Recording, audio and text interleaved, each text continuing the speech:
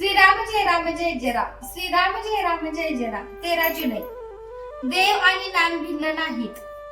आपल्याला अनुभवायला येईल तेच खरे जरी असले तरी आपण त्याप्रमाणे वागतो का? पुष्कळ गोष्टी वाईट आहेत असे आपल्या अनुभवाला येते, परंतु त्या करण्याचे आपण टाळतो का? हाच तर आपल्यातला दोष आहे. थोर पुरुषांचे मात्र तसे नसते. त्यांना जे अनुभवायला आले ते त्यांनी आचरणात आणून दाखवले आणि म्हणूनच ते संत पदवीला गेले. खरोखर संतांचे आपल्यावर केवढे उपकार आहेत. जगातले सुख हे खरे सुख नव्हे, दुःखाने सुखाचा घेतलेला केवळ वेश आहे तो. असे जेव्हा त्यांच्या अनुभवास आले तेव्हा त्यांनी त्या सुखाकडे पाठ फिरवली आणि खऱ्या सुखाच्या शोधाला ते लागले.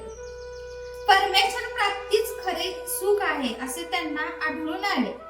त्या प्राप्तीचा अगदी सोपा मार्ग म्हणजे ईश्वराचे नाम. हेच वेद काळापासून तो आतापर्यंत सर्व साधू संतांनी अनुभव घेऊन सांगितले आहे.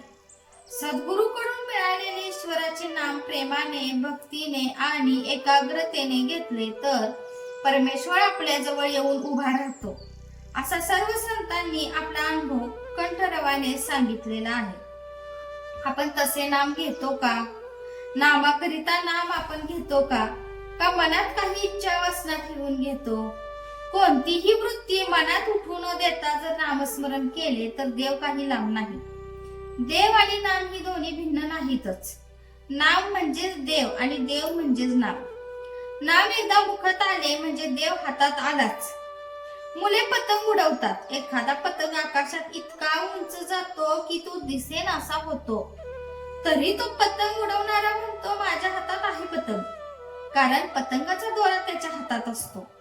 जोपर्यंत अखंड नामस्मरणाची दोरी आपल्या हातात आहे तोपर्यंत परमेश्वर आपल्या हातात आहे. ती दोरी सुटली की परमेश्वर सुटला. आपल्या नामस्मरणाला एका गोष्टीची अत्यंत जरुरी आहे.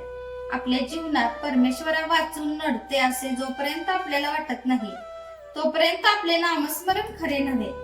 परमेश्वर आपल्या जीवनाचा आधार, त्याशिवाय आपण जगू शकत नाही अशी वृत्ती बांधल्यावर होणारे नामस्मरण तेच खरे नामस्मरण. आपली स्थिती तर याच्या अगदी उलट.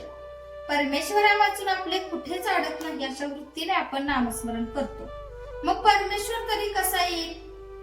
परमेश्वराचे नाम हेच आपल्या जीवनाचे सर्वस्व समजून नाम घेतले तर जीवनाचे सार्थक झाल्यावाचून राहणार नाही. नामाने भगवंताची प्राप्ती होणारच ही खात्री असावी. अशा नामालाच निष्ठेचे नाम असे म्हणतात.